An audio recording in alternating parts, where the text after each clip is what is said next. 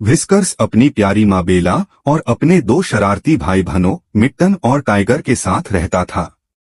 हर दिन व्हिस्कर्स और उसके परिवार के लिए एक नया रोमांच लेकर आता था। सुबह बेला अपने बच्चों को जरूरी बातें सिखाती, कैसे अपने फर को साफ रखना है, कैसे एक असली शिकारी की तरह छलांग लगानी है और कैसे अच्छे व्यवहार से खाना मांगना चाहिए। लेकिन व्हिस्कर्स सबसे ज्यादा जिज्ञासु था।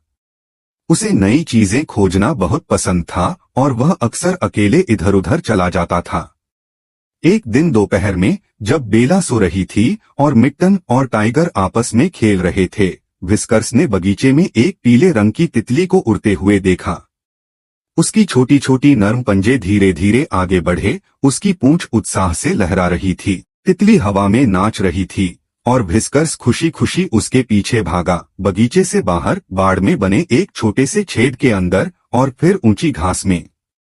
कुछ समय तक उसे तितली के पीछे भागने में बहुत मजा आया, लेकिन फिर उसे एहसास हुआ कि वह खो गया है। घर कहीं दिखाई नहीं दे रहा था और घास पहले से भी ऊंची लग रही थी। व्हिस्कर्स का छोटा सा दिल तेजी से धड़कने लगा। उसने जोर से म्याऊ किया, उम्मीद थी कि उसकी माँ उसे सुन पाएगी। घर पर बेला ने देखा कि व्हिस्कर्स नहीं दिख रहा था। वह तुरंत सतर्क हो गई और मिट्टन और टाइगर को बुलाया। तीनों ने मिलकर व्हिस्कर्स के छोटे छोटे पंजों के निशान खोजने शुरू कर दिए। व्हिस्कर्स, तुम कहाँ हो? बेला ने पुकारा। व्हिस्कर्स ने अपनी माँ की आवाज सुनी और तुरंत जाग उठा। माँ, मैं यहाँ हूँ, उसने म्याऊ करते हुए कहा। बेला और उसके भाई बहन आवाज की दिशा में भागे और जल्द ही उन्होंने व्हिस्कर्स को एक बड़े पत्ते के नीचे दुबका हुआ पाया। वह घबराया हुआ लेकिन राहत महसूस कर रहा था। बेला ने उसे प्यार से सहलाया। ओह व्हिस्कर्स, तुम्हें बहुत ध्यान रखना चाहिए जब तुम घूमने जाओ। हमेशा घर के पास रहना, उसने कहा। व्हिस्कर्स ने सिर हिलाया।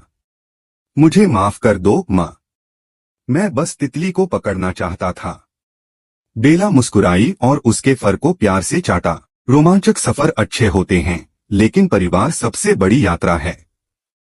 चलो घर चलते हैं। उस दिन के बाद से व्हिस्कर्स अपने परिवार के पास ही रहता और साथ में उन्होंने